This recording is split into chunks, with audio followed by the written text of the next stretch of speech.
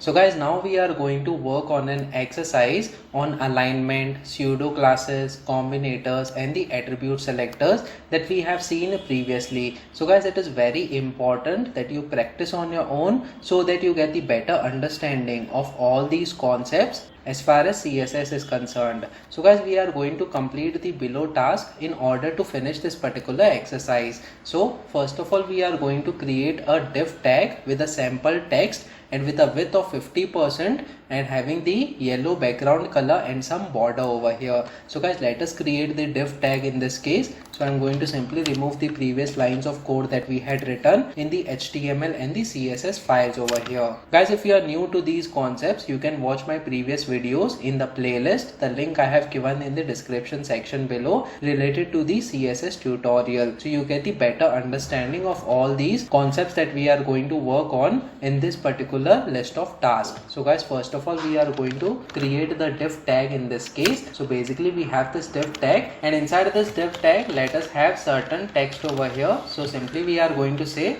this is a div tag over here. Now guys, let me just save this file now, and inside the CSS file what we are going to do is we are going to have the width as 50%, background color is yellow and some border for this div tag. So inside the style.css file we are going to define this div tag, and then we will say width as 50% of the screen width and then the background color as yellow. So we are going to say the background color CSS property as yellow color over here, and apart from this we are going to have the border as well. So let's say we have 2 pixels border of the solid type and the color as the black color for the border. So guys, let me just save this file now and try reloading this page on the browser. So as you can see, we have a very simple div tag over here that we have created based on the first task inside this exercise. Now guys, we need to center align the above div tag horizontally using the margin. So guys, we had seen in the alignment video how we can align this div tag horizontally at the center of the screen over here. So basically we can use the margin CSS property in this case. So guys, inside the style.css file simply we are going to say margin CSS property, and simply we can say the value that we are going to use is auto over here, so that from the left and right hand side the margin is equal and the div tag is centered horizontally as far as the horizontal alignment is concerned. So guys, let me just save this file now and try reloading this page once again on the browser. So as you can see, this is the way that we can center a particular div at the center of the screen as far as horizontal alignment is concerned. Now guys, apart from this, let us move to the next task. So over here we need to create a paragraph with random text on multiple lines. So guys, inside the HTML file over here what we have to do is we need to create the p tag, that is the paragraph tag over here, and simply we are going to generate some random text in this case. So let us say we use the lorem emmet abbreviation over here in order to generate some random text that will be displayed on multiple lines on the web browser. So guys, let me just save this file now and try reloading this page once again on the browser. So as you can see, multiple lines are getting displayed over here inside the paragraph tag. Now guys, the next task is to color the first line of the paragraph as green color using the pseudo class over here, and also increase the font size to 28 pixels. So guys, if you remember, for this paragraph tag what we can do is we can use the pseudo class, that is the first line, in order to implement certain CSS properties for the first line over here for this paragraph tag. So for the p tag in this case, simply we are going to provide colon, and then we have something called as first line over here. So we have first hyphen line in this case. So guys, this is the pseudo element that we will be using, that is the first line over here, and then inside this we are going to set the color as green color based on the requirements, and the font size will be 28 pixels. So as you can see, this is the 28 pixels, that is the font size that we have to set. So we have set the font size as 28 pixels over here. Let me just save this file now and try reloading this page once again on the browser.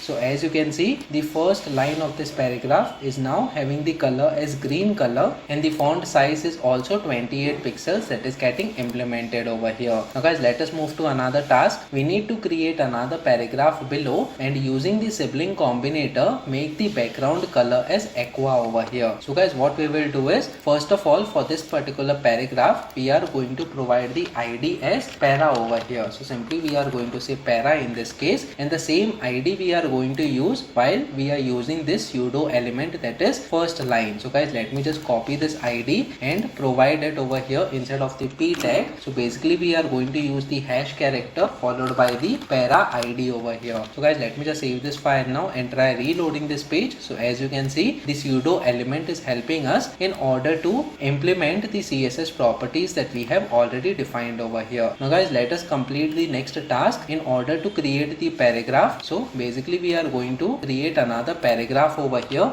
below this paragraph that is having the ID as para. So we have the paragraph over here.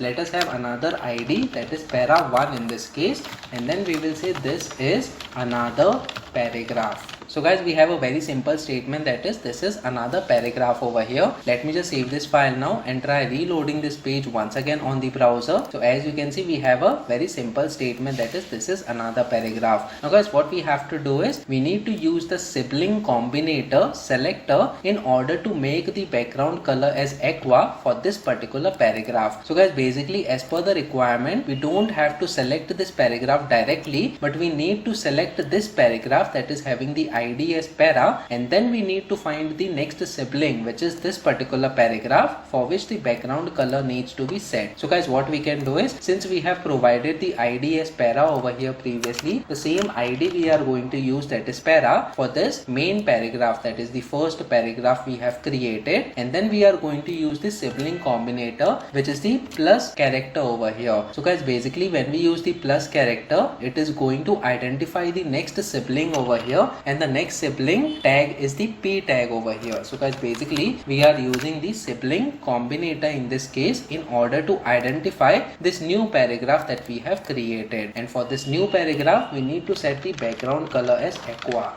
So over here we are going to set the background color as aqua color. Let me just save this file now and try reloading this page once again on the browser. So as you can see, the background color is now updated to aqua color over here. So guys, in this way we can easily use the sibling combinator selector in order to select the next sibling as far as the CSS selector is concerned. Now guys, apart from this, let us create another paragraph with the title equal to para and make the font weight as bold by using the attribute selector over here. So guys, let us move to the HTML file in this case, and then let us have another paragraph for which we need to have the title attribute over here, which should be equal to para in this case, and then let us say we have this is another paragraph with title attribute. So guys, basically we have a very simple statement, that is this is another paragraph with title attribute over here. Let me just save this file now and try reloading this page once again on the browser.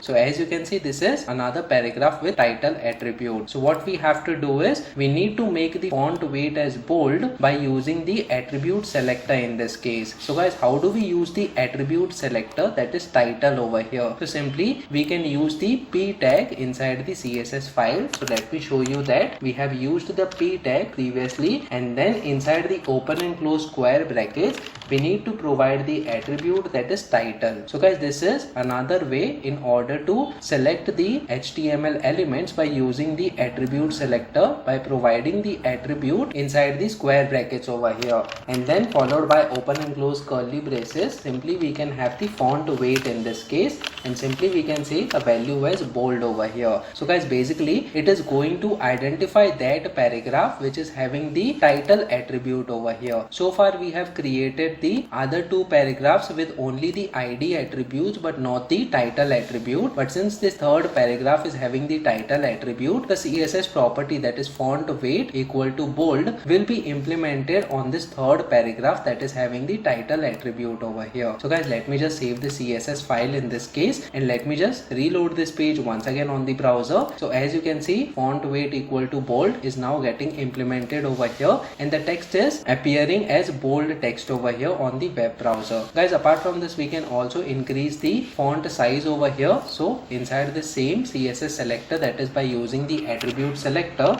we can have the font size as 30 pixels in this case. So let's say we provide the value as 30 pixels. Let me just save this file now and try reloading this page. So as you can see, the font size is increased to 30 pixels over here. So guys, in this way we can also use the attribute selector. We can provide the value of the attribute as well. So since we have used the value as para, simply we can copy this value and paste this over here. So we provide equal to operator followed by double quotes, and inside the double quotes simply we can provide the para value for this particular title attribute. Let me just save this file now and try reloading this page. There will be no change since we have already applied the CSS properties previously. So let us provide another CSS property. Let us make this text as underline over here. So what we can do is simply inside this particular p tag that is having the title attribute as para, we are going to say text decoration in this case, and then we are going to say underline as the value for this text decoration. Let me just save this file now and try reloading this page once again on the browser. So as you can see, we are getting the underline for this particular text inside this paragraph. So guys, in this way we can also use the attribute selector over here instead of using the tag or the ID or the class name as the selectors that we have seen previously. So guys, we have completed all the tasks in this particular exercise. Hopefully you have also completed all these tasks on your own. So guys, it is very important that you practice on your own so that you get a better understanding as far as the CSS concepts are concerned. Comment in the comment section below whether you have learned something out of this video. Please make sure that you like this video so that it reaches to more people, and subscribe to this channel so that you get the notifications on upcoming videos as well. The next video that we are going to talk about is styling forms in CSS. So stay tuned.